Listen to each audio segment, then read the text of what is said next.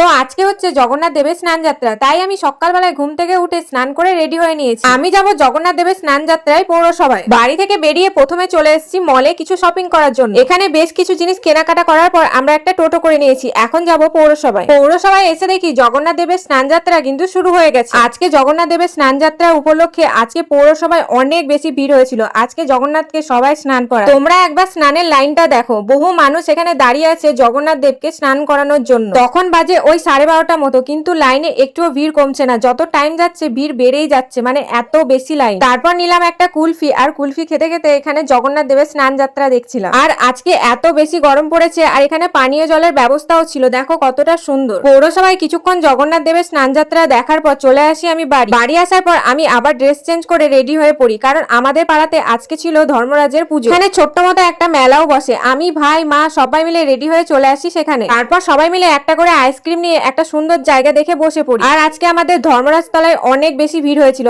আমরা একটু লেট করে গেছিলাম, তার কারণ অনেক বেশি গরম ছিল, তার জন্য একটু লেট করে গেছিলাম। আমরা লেট করে গেছিলাম তার কারণে ভিড়টাও অনেকটাই কম ছিল। তো ওখানে কিছুটা সময় থাকার পর ভাই আর আমি একটা করে আইসক্রিম নিয়ে এখন যাচ্ছি বাড়ি আসার পর আমার আর কোনো কাজ নেই, মানে আমাকে এসে প্রথমে আইসক্রিমটা খেতেই হবে। মানে আমার জ্বর জ্বালা যাই হয়ে যাক না কেন, আমি আইসক্রিম খাওয়া কোনোদিনই বন্ধ দেব না। আজকের ভিডিওটা এই পর্যন্ত। দেখা হচ্ছে তোমাদের সঙ্গে